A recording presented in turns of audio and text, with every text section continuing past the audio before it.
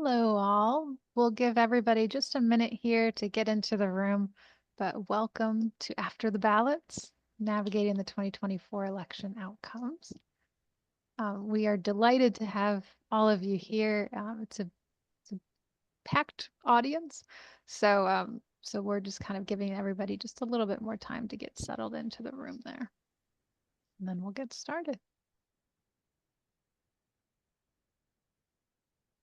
All right. Well, I will go ahead and get started and kind of do a slow warm up to where we are going to be here. I'm Kathy Copeland. I'm the director of the American Democracy Project at the American Association of State Colleges and Universities. And you'll also see a lot of my colleague, Ellen Knutson, who's in charge of our voter engagement projects that we've done throughout this. You'll also see a couple of other people who are very important to this call, my colleague Kirsten Willis, and then we have 4 speakers from various ASCU campuses that we're delighted to share with you. But I'll go ahead and kind of more formally start the program there with sharing my screen. What we're going to do today is talk through how we can think through the election. So let's start by just taking a breath. I'm glad that you're here. The run up to the election was arduous, historical, long, so many words. But the election results inspired lots of emotions, fears, hopes. It's increasingly difficult in our hyper documented and parsed world that we live in to find a safe space to share our thoughts. So that's what we want to be for you today. We're providing a space for 90 minutes or however long you'll be here. We'll be recording the content that our speakers have prepared, but breakout rooms, Q&A, and general conversation won't be recorded by us.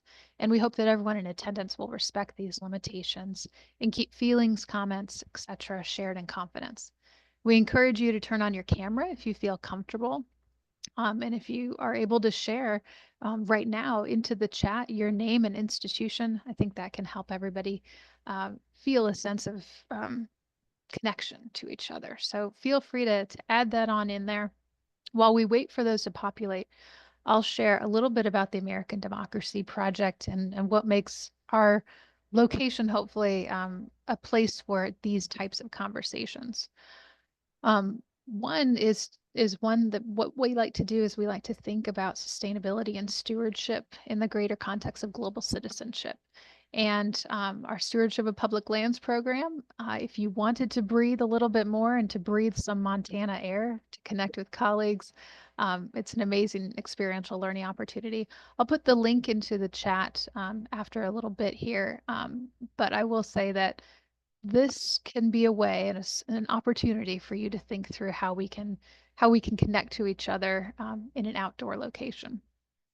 Another thing that ASCU is known for is how we have series of conversations. So again, I'll also put a link into the chat there for democracy conversations, which we have upcoming this semester.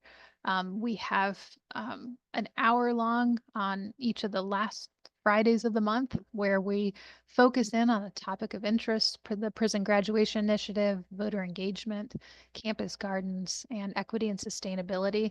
But it's really about building and strengthening our community. And if you can't wait until next week, I will say to my international colleagues, I work in the section of civic and global engagement at ASCU. So we also have some things to celebrate International Education Week next week. Feel free to share that in with your colleagues as well. But for now, let's get into today's agenda. We're going to try to build a balance of informational level setting and also time for discussion. So we've also tried to combine an overview of a federal perspective as well as institutional work. So you'll see that we'll start off with understanding what the landscape is, thanks to our government relations update. Then we'll have time to talk about that and get feelings from each other. And then we'll come back and we'll hear from some institutions about steps that they're taking as they navigate the post-election. After that, we'll have a larger Q&A, and then we'll have a deeper time for deeper dive where you can hopefully share your thoughts and feelings in a safe space in there. So that's the larger idea there. I will say what we'd like to know is we'd like to actually move to some poll questions. And so I'll have Ellen share those poll questions since she's got that control of the screen in there. But if you can go ahead and answer what your primary role on campus is, faculty, staff, administrator, students, or non-campus, that's great. And then the second question is a little bit more complex, but if you just had to fill in the blank, what is one word that indicates how you're feeling about the impact of the election on your work? Um, we're interested to kind of just see what ideas bubble up there. And while you all are thinking through that, I'll share that the next person who's going to be on the screen is Kristen Willis. She's going to be talking about the work that her department does with the Office of Government Relations. And so within that, she'll be able to share a lot about how they bring forward policy and advocacy. They have a session which she'll talk about where they go even deeper to this information on December 4th. And so that's something a little bit to explore. Ellen, if I can, do you want me to end the poll or do you want to end it? Or feel free to share the result. We have a couple still popping in, but it seems like it's slowing down. So I'll end the poll here. And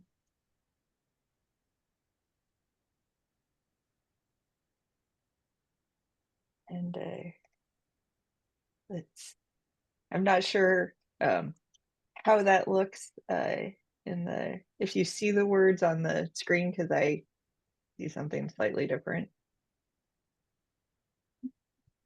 It looks like, well, hopefully you can see that. If not, we'll figure out a different way as we're populating to share it. But the some the words that were coming up, concerned, pessimistic, ambivalent, uncertain, anxious,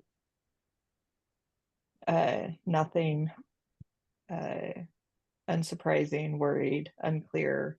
So get a sense for the room. Thanks for sharing. Thank you, Ellen. All right. Well, with all of those words and ideas swirling together, I'll go ahead and send it to my colleague Kirsten, who's going to let you know a little bit more about where we are in this election before we move forward. Kirsten? Thanks, Kathy. I guess I'll just start here and then I promise I will end here as well. But I am a realistic optimist, I'd like to think. I wouldn't be able to do government relations work, I think, if I were not personally. So that is how I'm feeling personally. With that, I would like to introduce my team on the next slide. My name is Kirsten Wills. I am ASCU's Government Relations Coordinator. I've been here about 2 years. My colleagues are Luis Maldonado, our Vice President for Government Relations and Policy Analysis, and John Patrick Walsh, our Director of Federal Relations. They are both currently at our annual conference, interacting with some of our member presidents and chancellors about the very same things I'm going to discuss here and probably some of the discussions that we're going to have later. For the purposes of this webinar, just to level set, I will be doing a brief election results overview, discussing what that means for higher education in the 119th Congress and the new administration, as well as what we can expect during the lame duck session for the remainder of this Congress. I hope I will not be too repetitive and you will gain some information. I did see some of my government relations colleagues on this call, so it's nice to see some of you.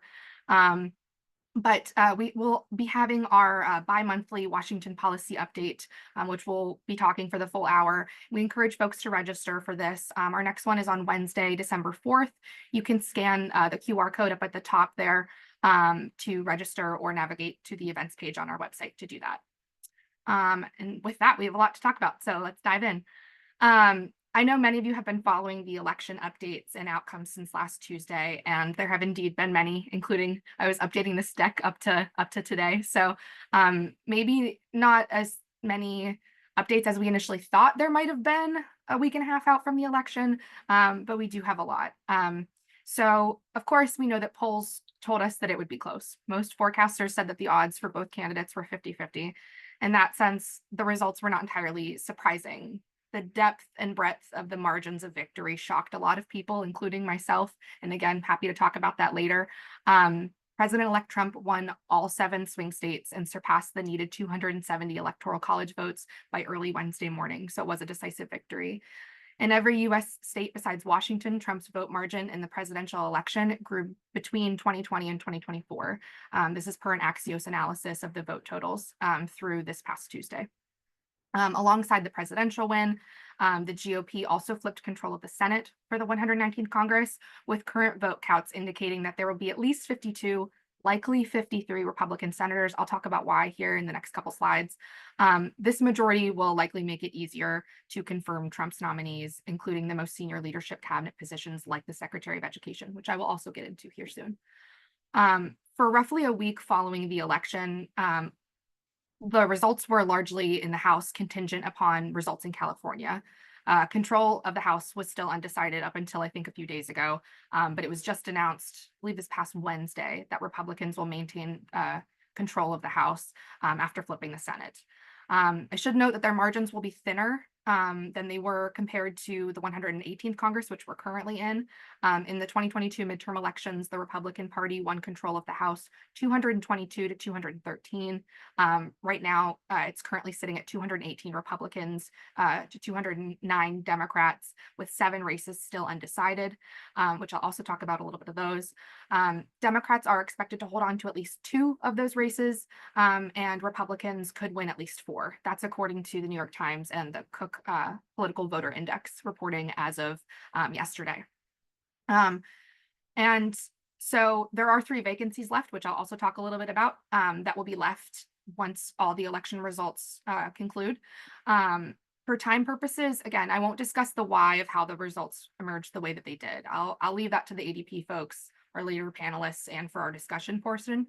But I do think that, you know, the economy, inflation, time constraints of the campaign, incumbency bias, and it's possible, again, data depending, if gender bias played a role in the results. It is not insignificant that Trump saw gains in Latino men and white women voters, but of course, we don't yet have all the data. So I just wanted to kind of put all that out there before we get into sort of the deeper dive of what this election means and you know, what we're seeing now and what we can expect in the future. So as I mentioned, those 3 vacancies, once those 7 seats are called, those will include the seats of Matt Gaetz, former congressman in Florida who resigned from his position this week, Elise Stefanik, congresswoman in New York, and Mike Waltz, congressman in Florida. These individuals have been tapped for cabinet positions. The 2 former will require Senate confirmation, and that will be up to the Senate come the 119th Congress. So that's where we're at as of today. If we could go to the next slide, please, I think. Yeah. This is what we know now. Trump has announced about 23 different cabinet appointments. I'll get into some of those, many of whom would be in advising roles, working closely with him. Those individuals do not require confirmation by the Senate. But I should also note that most, if not all, are close allies to Trump historically. Individuals who have rarely publicly disagreed with him and supported his campaign in different capacities.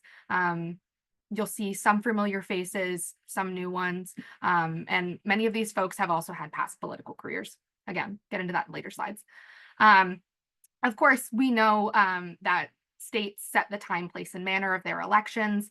They have laws related to counting and receiving different ballots. California, with its laws that allow ballots to be postmarked on election day and received up to, I think, the 12th to be counted, as well as signature verification. They'll take a bit longer to tally votes. So many of those undecided House races that we were waiting to be decided upon up until this week were coming out of California. Right now, the California 13th, 21st, and 45 districts are still undecided, along with a race in Iowa, Maine, Ohio, and Alaska, respectively, which have yet to be called. Of course, Some races may be forced into recounts depending on state laws. This is exactly what's happening in Pennsylvania with the race of Senator Bob Casey, who's a Democrat, and Dave McCormick, who's a Republican. A margin of under 30,000 votes has triggered a recount, though the race has been called by several outlets, and Casey is widely favored to lose the recount. So that is where that 53-52 number kind of comes in. I believe that Senate leadership has already reached out to McCormick and invited him to DC and discuss different orientation things. So that's where we're at. We're waiting on a recount there, but there are still some things up in the air, even though we are a week and a half out. Next slide, please. So cabinet appointments. I mentioned that 23 appointments have been announced. Here are those individuals. As I mentioned, some may look familiar, some may not. Apologies if they're hard to read. Two quick things to note are the creation of a Department of Government Efficiency with two notable names in there, Elon Musk and Vivek Ramaswamy. They are more likely to serve as advisors and not need confirmation. And that would be the creation of a new sort of position, but we don't foresee it being an entire department, if that makes sense. You'll note that the president-elect has not named a potential Secretary of Education yet. In the first Trump administration, Betsy DeVos was named the week before Thanksgiving. So it's possible that the nominee could be announced around the same time this year, though several names are being floated in consideration. Next slide, please. So in no particular order, here are the individuals in consideration that Askew seems as the most likely nominee. I will say there are three additional, this is not exhaustive. There are three additional people not on this list who have been floated, including Tiffany Justice, who's the co-founder for Moms for Liberty in Florida, and Richard Corcoran, the president of the New College of Florida, as well as former Secretary Betsy DeVos, who expressed interest in the position. She resigned from Trump's cabinet on January 7th after January 6th, citing the president's role in inciting a mob to storm the Capitol as reason for her resignation. And she has said that she's been really clear about what she thinks needs to be on the agenda for the Department of Education, which is to get the federal tax credit passed and to depower the Department of Education. If President-elect Trump wanted her to talk to her, she would be very open to talking, she said in interviews. So those are the three not on this list. We do have Virginia Fox, who there's not a ton of media coverage surrounding this consideration, but she would be very familiar with the Department of Education. She is the current chairwoman of the House Education and Workforce Committee in the 118th Congress. She is no longer eligible to continue to receive waivers for future chairship, for future leadership in that committee. So she'll be stepping down from that committee, and I'll talk about who's replacing her in a few slides. But the most likely next step for her, if she's not on committee leadership, could potentially be this position. She's very familiar with the department, with some of the programs. She believes in responsible government spending, and she herself is a past educator and faculty member at I believe a community college. Yes, a community college. And then we have some of these other folks. Christopher Rufo, the Manhattan Institute, Ryan Walters, and then Kate Brumley. So again, I won't get into the entire background of these people and what their priorities could be. I recommend that if you're interested, you register for our bi-monthly webinar on the 4th. One thing is clear, though, about these people and about this position in general in the Trump administration. Whoever takes this job has to be committed to Trump's agenda enough to be willing to dismantle the Department of Education from the inside. I'll talk about the future of the Department of Education and what some of the rhetoric and some of the plans could mean here in a few slides. But in terms of dismantling the Department of Education, somebody has to be willing to make cuts and make decisions, and who will be a loyal ally to decrease the department's scope and authority willingly under the Trump administration. So that's a quick overview of the election results and recent appointments. Next slide, please. But the biggest thing on people's minds is what this means for different programs, congressional action, and appropriations. So these next few slides I'm going to go through really quickly just for the sake of time. And again, encourage interested folks to attend our full webinar on the 4th. And we'll dive deeper into some of these policy proposals and what they might mean for you, for your institution, and for students. So what might we see on the chopping block early on in a second Trump administration? So you'll hear maybe a little bit about the Congressional Review Act, which was enacted as a way to strengthen congressional oversight of federal agencies' rules. Often referred to as the CRA, it requires federal agencies to submit a report on each new rule to both houses of Congress and to the Government Accountability Office's Comptroller General for review before the rule can take effect. The CRA, simply put, is one way in which Congress can use its legislative power to overturn a rule. And so we will see some overturning very early on of some of the Biden administration's actions. I'll talk about like what those could be here in a bit. And so a few of those measures that Trump has promised to take action on include elimination of some student loan forgiveness programs like Biden's SAVE plan, although we do expect some aspects of income-driven repayment to stay. Programs like the public service loan forgiveness may once again slow to accept applications or increase the administrative burden to do so to accept those applications. Trump might also reinstate potential travel bans, fuel efforts to conduct mass deportations, and halt the acceptance of visas. So this is kind of broadly a little bit how it might impact education and what might be his first few priorities. So directly more related to institutions of higher education, here are some additional Trump priorities per his campaign promises and in post-election reporting that we've seen. Again, we'll dive deeper onto this in December.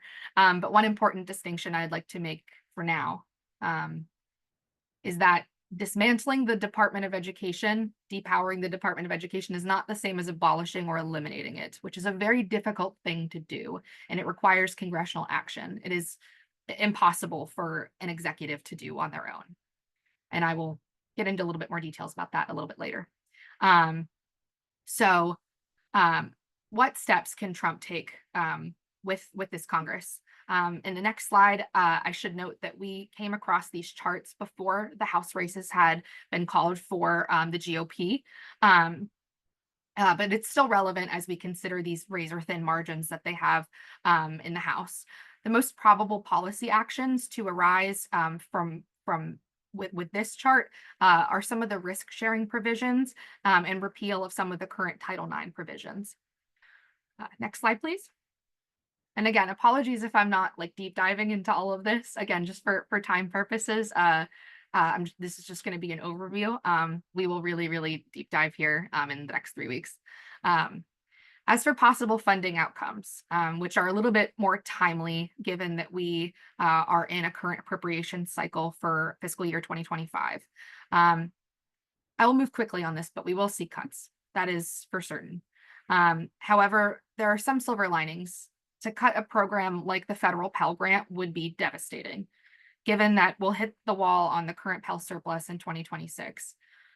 We have data here at ASCU, I'm sure your institutions do, testimony stories that share how crucial Pell is to students across every congressional district. So direct cuts to Pell are unlikely, but full funding to grow the surplus and ensure the program's long-term continuation is ultimately uncertain in this Congress. But for fiscal year 2025, we don't see that as a huge concern just yet. Another silver lining as for TRIO, which is a series of federal outreach and student services programs designed to identify and provide services for individuals from disadvantaged backgrounds in order for them to attend higher education. Republicans have historically been in favor of these programs, and it's possible they could be level funded and not receive major cuts. So the cuts will ideally not be across the board. And again, towards the end of this, I'll get into a little bit about ASCU's advocacy work surrounding some of these programs. I think I'm going to skip this slide for time purposes, and I already talked a little bit about some of it. Also happy to share these slides out after the webinar if folks are interested. But I do want to talk a little bit more again about the results and the makeup and the internal politics that both chambers will need to navigate in order to get legislation passed. So for the Senate, you can see that we have two independents, which are Senator Sanders and Senator Angus King from Maine and Vermont, respectively. I got this reversed, but there are 45 Democrats as of now and 53 Republicans. There was a loss of 2 education champions who have sat on education committees. I mentioned Senator Casey, and then who sat on the Help Committee, and Senator Sherrod Brown of Ohio. So some early priorities for the Senate is to confirm those Trump appointees, which is well within their power, and then budget reconciliation, which I will touch on a tiny bit, but it is a wonky, complicated issue that we will dive deeper on in our December webinar. Next slide, please. For the House makeup, just with the current House, it is possible with this new Congress, as it is with the current one, that the makeup of Republicans to Democrats on the committees is uneven. The trend in the last few Congresses is that Republicans will tend to put more freshman members on the House Education Committee, which I'd like to add will retain its name. Depending on who controls the chamber, the committee changes its name. It's either the House Education and Workforce Committee or the House Education and Labor Committee when Democrats are in the majority, but it will be the House Education and Workforce Committee. And it is possible that makeup of Republicans on that committee is a little bit more than Democrats, just as it is currently. And so Republicans may put freshman members on the committee, regardless of their interest in education or their education background. But I should also note that there will be a number of incoming freshman Congress members, and we are tracking this here at ASCU, who have attended regional public institutions like the ones that ASCU serves. You're more likely to identify with an institution, their needs, their students, if you yourself have attended and have a connection to it. And again, we'll talk about some advocacy impacts here in a couple slides. But some top agenda items for the 119th Congress House of Representatives are the Congressional Review Act, which I talked a little bit about, moving the tax package, and then using budget reconciliation to adjust current funding levels. So who are some of the overall agenda setters for the 119th Congress? This is what we know to expect for leadership thus far. Many of these folks will be returning to their respective positions, but in a somewhat different capacity given control of the chambers. We do think that it's most likely that Burgess Owens of Utah will be the next chair of the House Education and Workforce Committee. Another candidate in consideration is Tim Walberg of Michigan, but Owens is currently the front runner to take over from Virginia Foxx. As the chair of the subcommittee, that remains to be seen. Owens was the chair of the subcommittee in the current Congress, but he likely will not retain that as he becomes chairman of the full committee. So we're not entirely sure as to who that person could be just yet. Some likely candidates could be those who are more senior on the committee, like Glenn Grothman in Wisconsin or Lloyd Smucker in Pennsylvania, if they choose to stay on the committee. Otherwise, it could be some folks or someone who is a current freshman member and will be a sophomore, like Nathan Moran in Texas or Aaron Huchin in Indiana. So that's kind of like the biggest shakeup. Mike Johnson likely will be the Speaker of the House and at the start of the 119th Congress.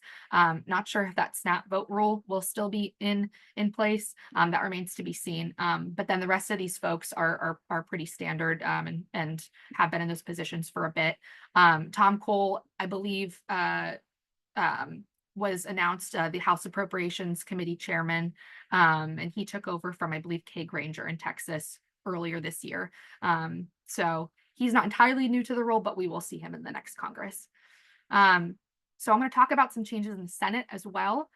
John Thune of South Dakota will take over as Senate Majority Leader from Mitch McConnell, who I believe earlier this year announced that he was stepping down. Bill Cassidy will also be making his first appearance as chair of the Senate Health, Education, and Labor and Pensions Committee, also known as HELP, with Bernie Sanders as ranking member. So that's a lot of terms. HELP, Health, Education, Labor, and Pension. The committee's jurisdiction is large. And with Cassidy's background, he was formerly a medical doctor before he began in Congress. He's sure to focus more on healthcare matters. However, a seasoned member that Cassidy is, known for his comparatively more moderate views, he may find consensus with Dems on some issues. Next slide, please. Not sure how much time I have here, but I'm happy to provide a little appropriations update for fiscal year 2025 because that's in the immediate. We will see a short-term continuing resolution approved through December 20th. After that, it's possible to see different minibuses of small spending packages or ladder votes once, just like we saw with the previous appropriation cycle. Certain packages may be passed before others and have different deadlines. And so we will not see a large omnibus package, definitely not this appropriation cycle, given the makeup of the House and the Senate, and then with the incoming Congress. It's likely also too that in the new Congress, they will address funding for FY25, and we won't see a package this year. In the House, more likely to cut. In the Senate, they're more likely to stay still with level funding. Won't get into budget reconciliation. And again, recommend that if you want more information on this, you can attend our webinar in December. So here are some advocacy pieces. Again, I told you guys that I was an optimistic realist, and I want to leave you with a little bit more than just government relations news to take with you. I'm excited for our discussions and to hear what's happening on your campuses. It can be easy to feel confused or uncertain with a lot of this information that we're reading. But I want you to know that some of these proposals, this rhetoric, it's not new. We've been here before. I mentioned you can't abolish the Department of Education without congressional support. There are procedural steps in place. You need to have votes in place to even consider this. And I'm not sure a Speaker of the House like Lee Johnson, or even the soon-to-be Majority Leader John Thune, would bring such a measure to the floor, not knowing that they didn't have the votes, or not knowing if they did have the votes. And the House will just be too close. It does not seem like a popular proposal. The last time there was movement on this idea, 40 or 50 Republicans voted in opposition. So it is not a popular idea, though it is floated around at almost every presidency since the Reagan administration. It's also important to note, too, that about 25 races were decided by less than 10,000 votes. Republicans do have a trifecta in the 3 branches, including in both chambers, but there are rules, procedures, and constituent voices to take into account, and we will continue to have checks and balances. Next slide, please. So here's what you can kind of expect from ASCU. Whatever comes, we will face it. We will work across the aisle with both parties as we have done and will continue to do, building existing allies and finding new ones in this new Congress. Also to note, members of Congress don't have any incentive to ignore their constituents, nor is it likely that they vote to cut funding in their own districts. It's not in their best interest to do this. It's not in their best interest to sever ties with institutions of higher education. We're really in a unique moment right now. There is a bright spotlight on higher education as we talk about its value, its return on investment, its impact on communities, and ASCU is advocating for just that on behalf of regional public institutions. And we don't plan to go anywhere. If anything, we will amplify our advocacy and share our stories even louder. If you'd like to get involved, we would love to have you. You can sign up for our advocacy center here using that QR code. You can also sign up for our weekly federal updates that we send out every Thursday. Those are a little bit more policy focused. And of course, I will drop my email and my team's email in the chat if you ever need to contact us about anything. And so with that, I think I will turn it back over to Ellen. Thank you so much, Kirsten. So much information. And we did want to have a real quick breakout discussion for you all. It's just going to be 2 minutes. So really just say, hey, here's my name, here's where I'm from. And your initial thoughts on either how you think the election results are going to be impacting your work, or what areas of advocacy or policy that you just heard from Kirsten is resonating with you. So just real quick initial thought, and again, it will just be you'll be in a room with another person or maybe 2 other people depending, and we'll be back in 2 minutes time.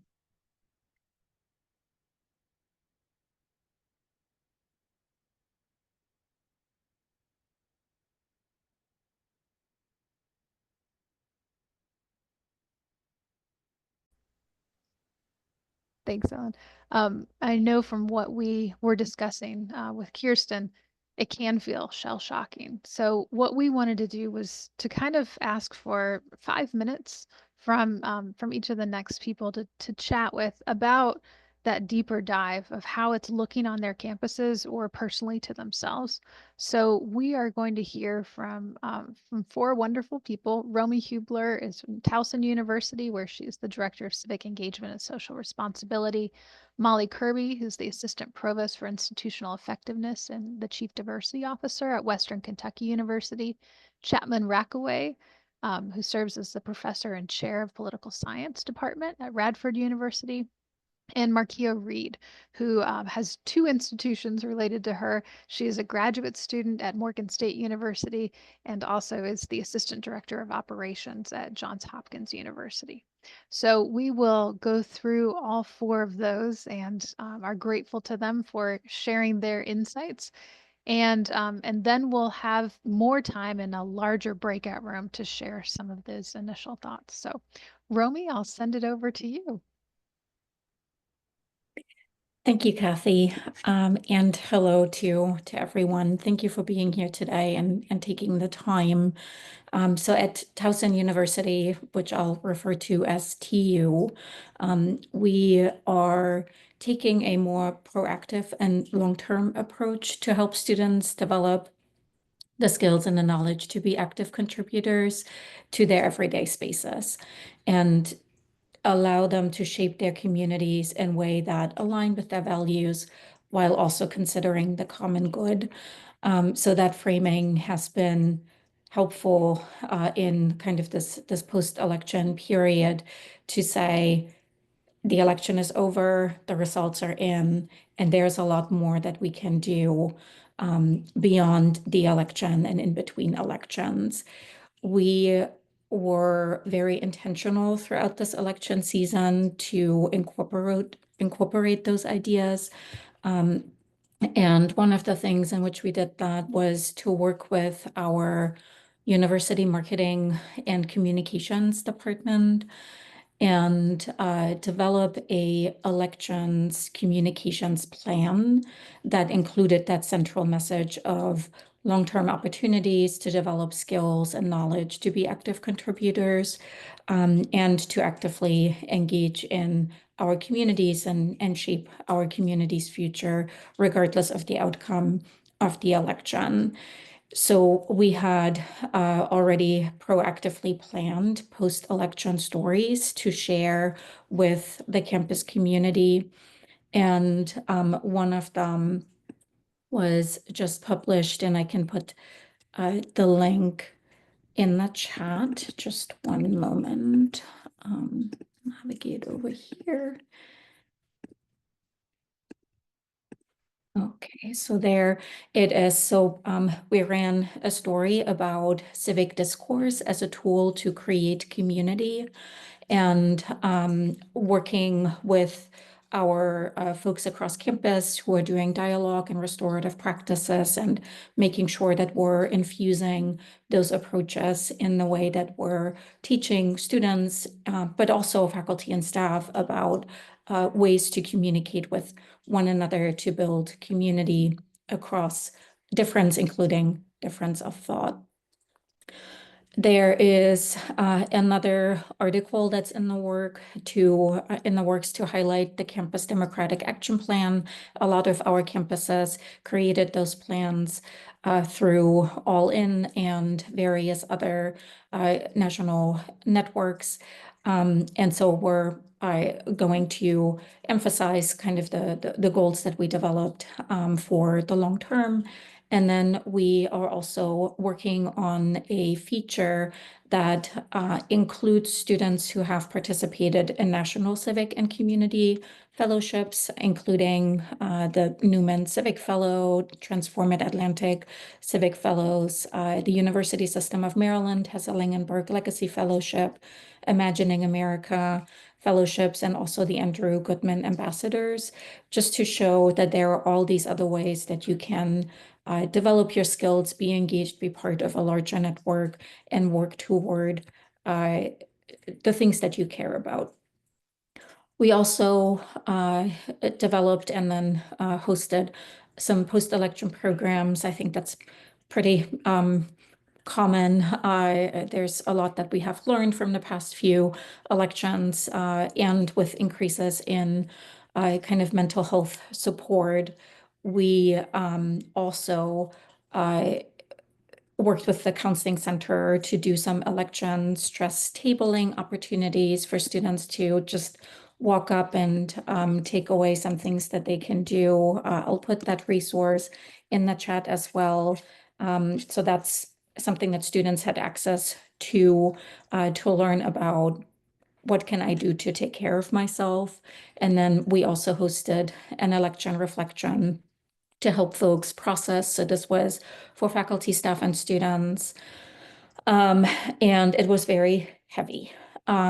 We are also hosting another program that is more kind of policy oriented in December, when folks have a bit more time to have been in their feelings and are ready to look toward, well, after the election, what is next? Where can I go? Who are folks in my local kind of elected positions who I can potentially work with, call on to bring about the communities that I want to see.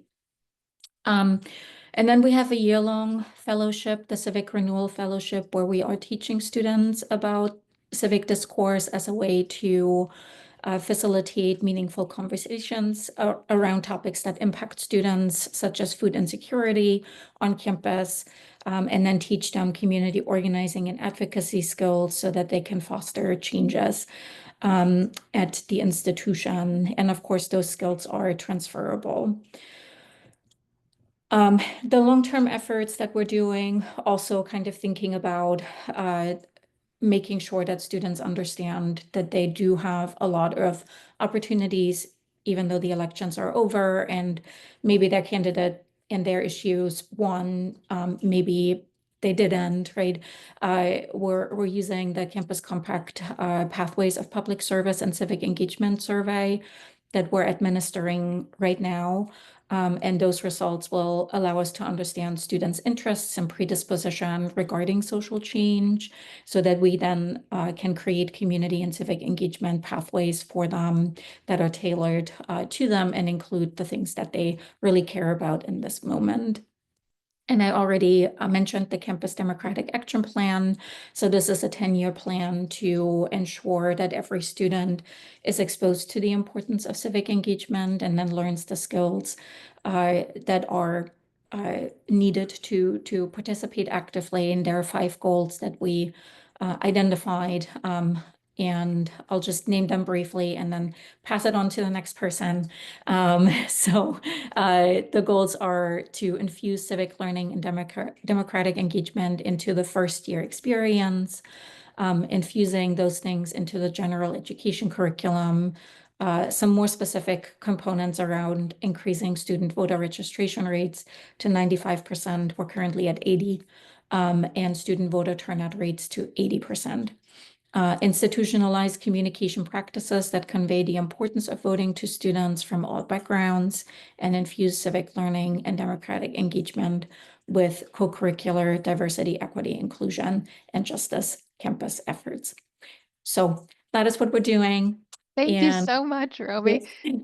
Thank you so much. And I neglected to say earlier, you can feel free to put questions into the chat. Feel free to do that. We'll have a question and answer at the end of all of them, but they can certainly answer in the interim, and they will be putting links into the chat too. So thank you. Molly, you're next. Hello, I'd like to echo what Romy said and thank you all for taking the time to be here today. The sheer turnout for this says a lot about what's happening in our country and our concerns and wanting to make a difference. So I appreciate you all taking that time. I'm at Western Kentucky University, and I will try to refer to us as WKU, but I'm old school and I call us Western sometimes. So if I say Western, I just know I'm talking about Kentucky University, not Illinois, Carolina, or whoever else goes by Western. We've historically been a very civic engaged campus, but like with a lot of campuses, we ebb and flow. We probably are in a bit of an ebb right now. We tend to tie things to people, and when we lose people, the efforts go under, and we have to rebuild again. So we're sort of in a rebuilding stage right now. Our political science department is very active. Our department head and a couple of the faculty in that department are trying to help rebuild this, and I think we probably will get back where we were. We did have a Center for Civic Engagement. We do not have one anymore. So that kind of gives you an idea of where we are. Voter turnout is relatively low for us, but right now we don't know. Most of our students, I'm sure this is probably the case on a lot of campuses, don't vote here in our town. They vote at home. So they go home and vote, and it takes a while to get all those things together. But I did do a couple of deep dives about Kentucky, and to repeat, I think what Kirsten said is that we see a big divide in terms of gender, which worries me. Um, on the surface, we'll have to kind of dig down and find out why that is. But I know that African American males, Hispanic males, white males, some white women tend to vote differently than other people do. So there's a big divide in what we're seeing with that for sure. Um, Another thing we had an issue with is that we have polling places that are different now. We've redone all that. We've had some issues with gerrymandering as well, but that's kind of another thing. But we tried to get a polling place on our campus because the closest one we have for students to vote is about 40 to 45-minute walk from campus. So that's an issue. We carpool and do some of those other things, but it would be a lot easier if we had one on campus. So we campaigned, got our housing and residence life folks were involved in helping with that, and we were denied. So we did not get a polling place on campus. I think some of those things lead to our low voter turnout. But like I said, too, I think a lot of people don't vote here. They'll vote in their hometowns, and some of them are involved in their family members running for office. So I totally see that. Um, in the past, we've done things like Rock the Vote, we've done the deliberative dialogues, we've done Constitution Week, we've done those things. And I'm not really sure how much voter registration is impacted by that. And I don't really know always either how good a metric voter turnout and registration is in terms of getting civic information to students. And are they informed voters? Do they know what's happening? So I think that's where I would like to see our campus go. Is to why you vote, why your whole duty as a citizen to be able to vote in these elections. Our new quality enhancement plan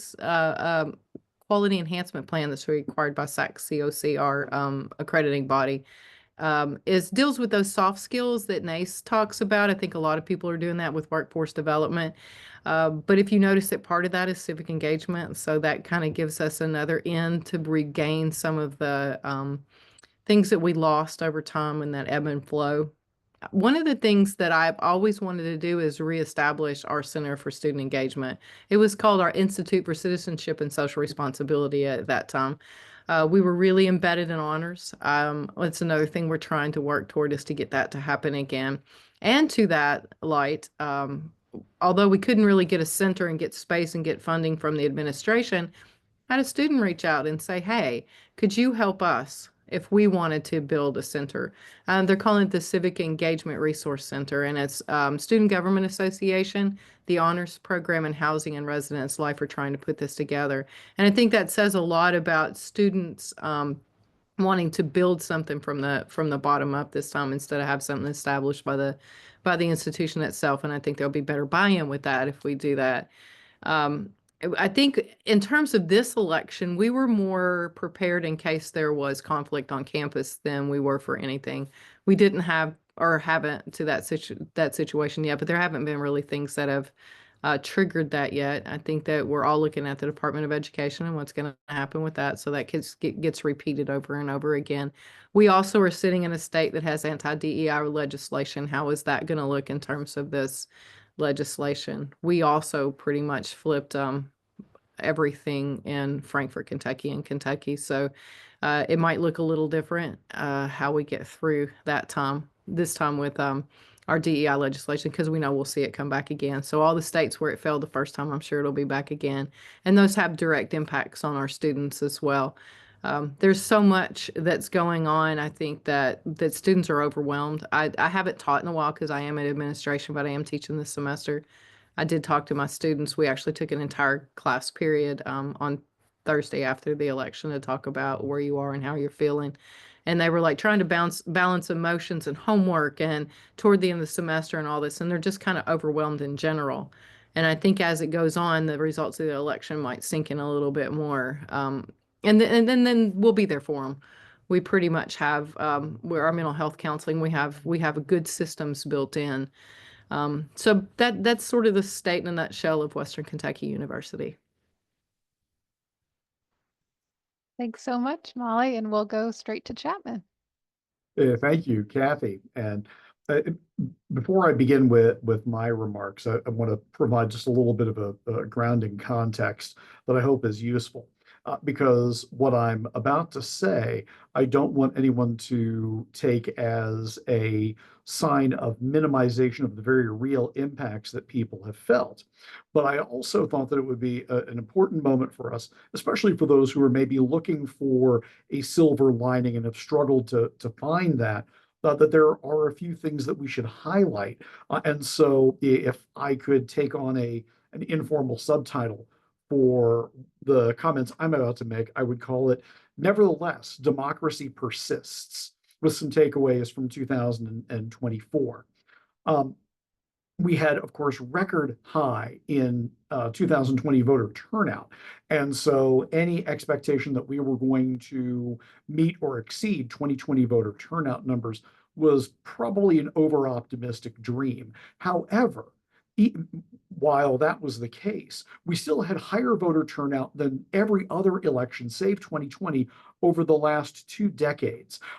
University of Florida Center for American Elections calculates that 62% voter eligible turnout, VEP turnout, which is not ideal, but there's more interest and there's more sustained interest in voting among the American electorate than we'd seen in a long time, save 2020. This is the first time since 1956 to 1960 that we have sustained 60+% national voter turnout for 2 consecutive elections. Let me say that one more time. You have to go back to 1956 and 1960 to see 2 consecutive national presidential elections with 60+% voter turnout. So there's clearly something that is changing, that is moving, that's sustained from 2020, that can be built upon, can be expanded, can be nurtured and focused. We saw in the elections on the micro level, barriers continue to be broken. Delaware elected the first openly trans member of Congress in its history. For the first time in the history of the US Senate, 2 Black women will serve simultaneously. We have the first Korean American US Senator elected. And at the local level, the city of Tulsa elected its first ever Black mayor.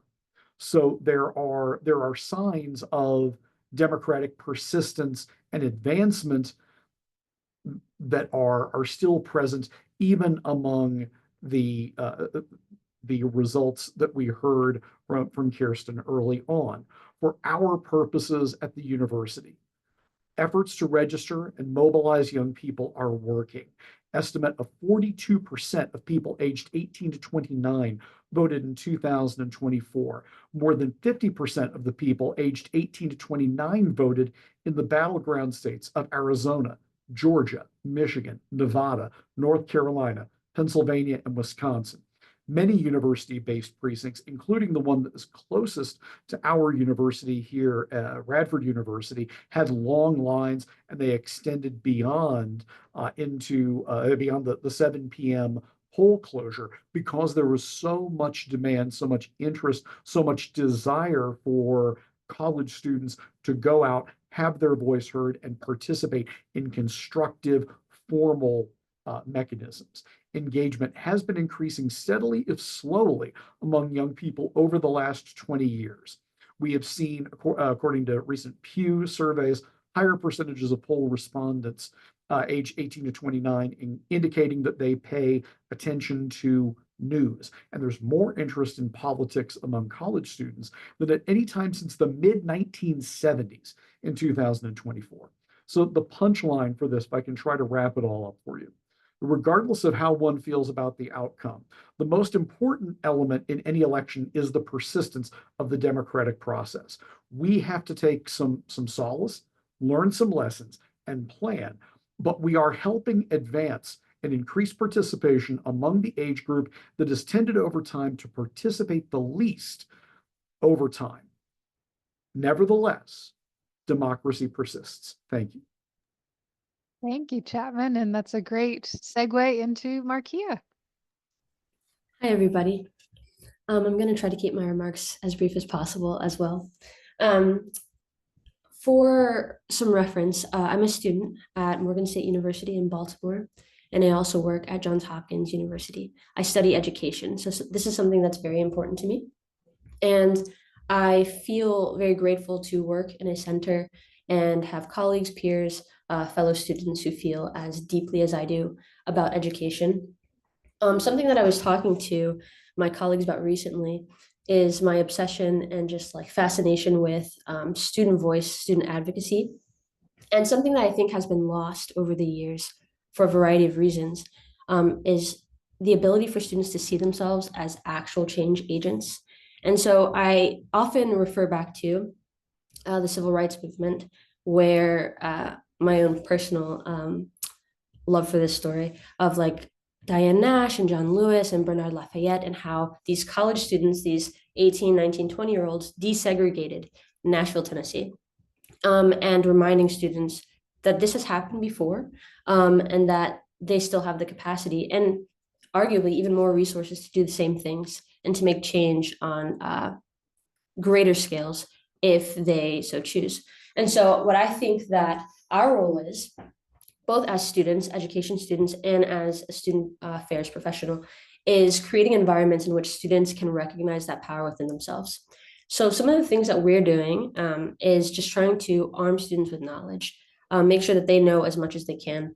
Examples of this include an event, a dialogue event that we're going to be holding about Agenda 47. So President-elect Trump has an agenda that is on his website, 16 pages, very succinct.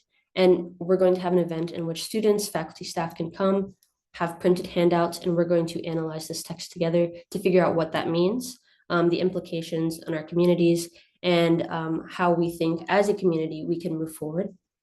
But also, we've been floating around ideas of intersession courses. So in the winter, there's a 7-day course in which students, faculty, staff, grad students can teach.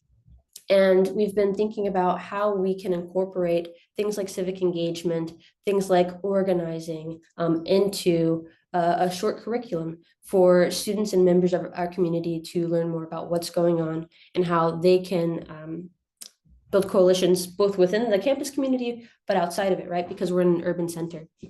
So how can we, at the Center for Social Concern, for example, at Hopkins, who has so many partnerships with nonprofits, organizations that are big and small. We work with, the city council. How can we bring those people to the table and connect them with our students? So we're thinking about doing things like that.